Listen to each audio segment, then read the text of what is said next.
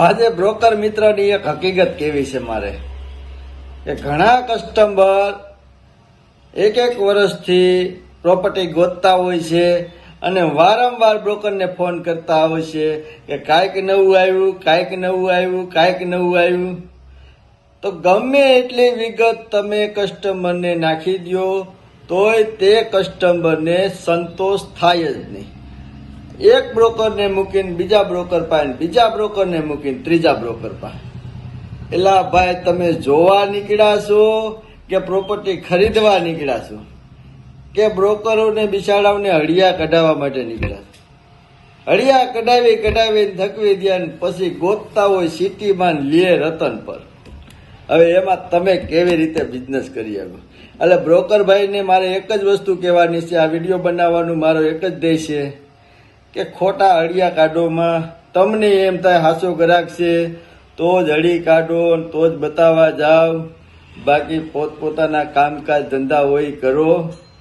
આ બ્રોકરેજમાં જે કસ્ટમર આવે છે ને, લેવું હોય જેતપુર વાળાને, જોવા આવે જામનગર વાળો અને લઈ જાય રાજકોટ વાળો. લેવું બીજાને હોય, જોવા બીજો આવે અને ત્રીજો તમને ફોન કરતો હોય. કોણ લેવા વાળો એ કઈ નક્કી જ નહીં. એટલે મારો કહેવાનો આ વિડીયામાં મતલબ એક જ છે કે જે લોકોને કમ્પ્લીટ પ્રોપર્ટી લેવી જ છે, વ્યાજબી ભાવમાં લેવું જ છે, મકાન લેવું છે, ફ્લેટ લેવી છે, જમીન લેવી છે કે ફાર્મ હાઉસ લેવું છે, તે લોકો ડાયરેક્ટ ઓફિસે આવે છે ને આવે છે. પણ જે લોકોને બ્રોકર ઉપર, જેમ કે આપણા જેમ એજન્ટ ઉપર ભરોસો હોય અને તમે એવા ક્યાંક કામ કરીને બતાવ્યા હોય તો એ લોકોના સગા સંબંધી, વાલા કે અથવા એના ભાઈબંધ, દોસ્તાર કે મિત્ર ગ્રુપમાં ખબર પડે કે હું રાજુભાઈ અથવા કોઈ તમે, તમારું નામ હોય, જે કાંઈ તમે કોઈ કંઈ પ્રોપર્ટી દીધી તમારું કાંઈ નામ હોય, તે તમારી ઓળખાણથી જે આવે અને તમારી ઉપર ભરોસો મૂકે ને તે જ ગ્રાહક સાચા. બાકી મોસ્ટ ઓફ અત્યારે ખાલી ફોન કરીને પૂછવા વાળા જ છે કે રાજુભાઈ કાંઈક નવું આવે તો કહેજો, મારું આટલું બજેટ છે. પણ એને લેવું જ ન હોય. લેવું હોય એના કાકાના છોકરાને, ફઈના છોકરાને, મામાના છોકરાને, એના હગાને અને પોતે વચારે આમ કરીને કહેતા હોય કે કાંઈક આવે તો કહેજો, મારે લેવું.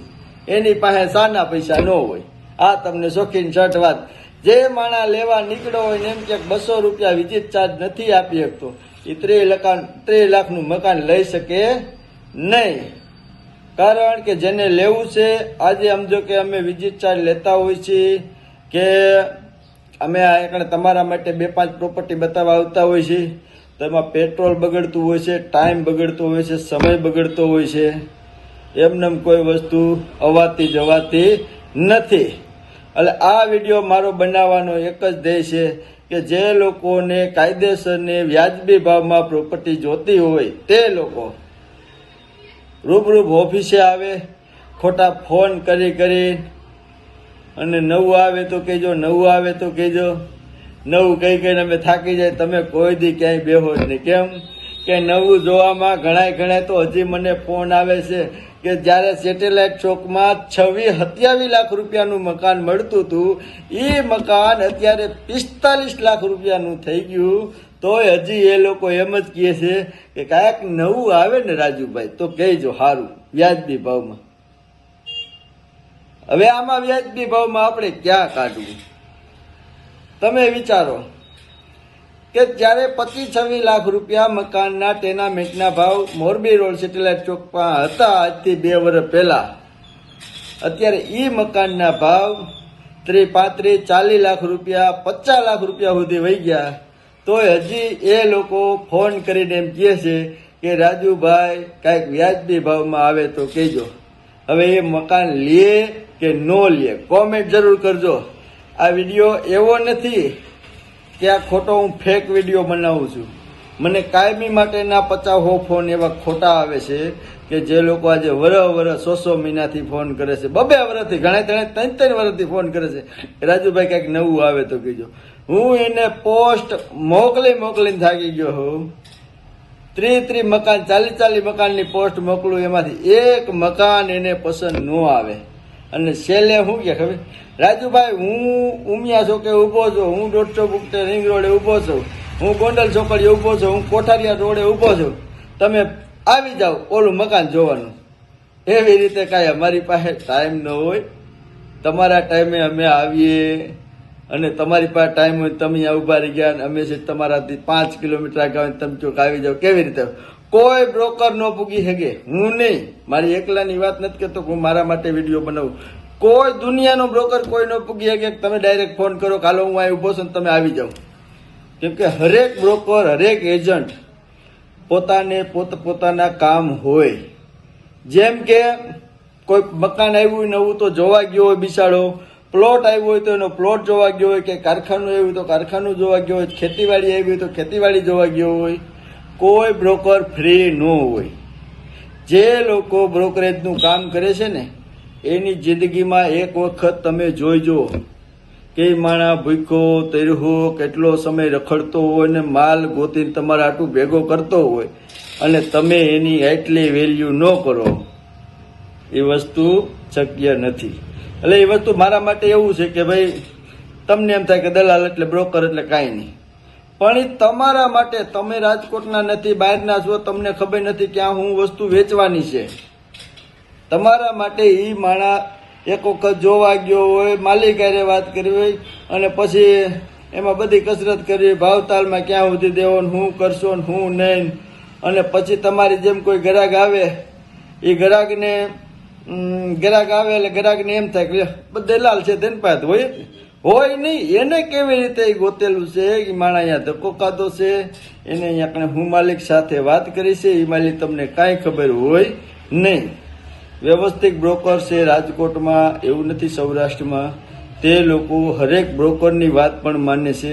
આજે એક અમારા એક આ ઓફિસના નિયમ એવા છે કે કોઈ પણ પ્રોપર્ટી જોઈ હોય તો ઓફિસે રૂબરૂ આવવાનું. એનું કારણ અમારું એક જ છે કે 100માંથી 5 જ જણા અમારે જોઈશું, પણ કેવા કે 5 આવે ને એટલે પ્રોપર્ટી લઈને જાય. બાકી 100 આવે ને 100ની વાહે રખડીએ ને એમાંથી એકોય લઈને ન જાય. 100 હળિયા જ કઢવે. આ મારું લખી લેવાનું તમારે રાજુભાઈ શું કહેતા હતા. અને જેને આજે સમજો કે આજે તમે 5-5, 7-8 લાખ રૂપિયા, 9-9 લાખ રૂપિયા તમે પ્રોપર્ટી વ્યાજબી ભાવમાં દો છો, તમારું મહેનતાણા સિવાયનું તમારું બીજું કાંઈ કામ નથી. તમે ભાવમાં પ્રોપર્ટી દો છો, કોઈ વધારે ભાવની પ્રોપર્ટી ચડાવીને તમે દેતા નથી. તો એ લોકોને સમજવું જોઈએ કે નહીં કે રાજુભાઈજી કહે છે વાત સાચી છે કે ભાઈ આજે આપણને ભાવમાં પ્રોપર્ટી દે તો આપણે એની ઓફિસે જવું પડે. કેમ કે આપણે ભાવમાં જોતું છે, વ્યાજબી ભાવમાં જોતું છે, અને એમાં ટોટલિંગ જવાબદારી અમારી આવે. જેમ કે દસ્તાવેજથી માંડીને કબજાથી માંડીને ટોટલિંગ જવાબદારી અમારી હોય. અમે અમારું મહેનતાણું લેતા હોય છીએ તો એ મહેનતાણામાં અમારી જવાબદારી હોય છે. એટલે જવાબદારીપૂર્વક અમે કામ કરીએ છીએ. એટલે જે લોકોને કોઈ પણ પ્રકારની પ્રોપર્ટી લેવી હોય, તમને એમ થાય કે વ્યાજબી ભાવની જ આપણે પ્રોપર્ટી જોતી છે, રાજુભાઈ કામ કરવાની મજા આવી, તો ગમે ત્યારે એવું નથી કહેતો કે અમારી પાસે જ લ્યો.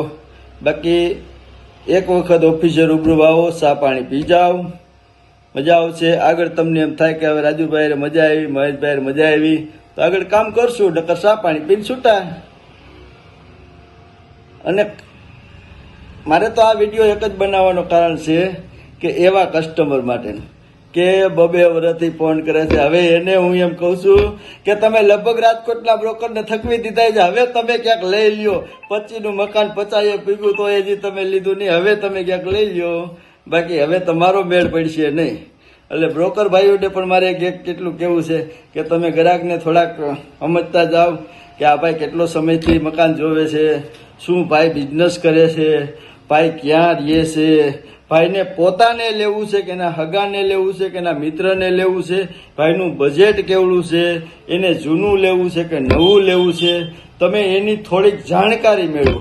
ભાઈના જ્ઞાતિ કેવી છે, ભાઈ અત્યારે લોન કરવાની છે કે ભાઈને રોકડે લેવાનું છે, તે પહેલાં કસ્ટમરની જાણકારી તમે લઈ લ્યો.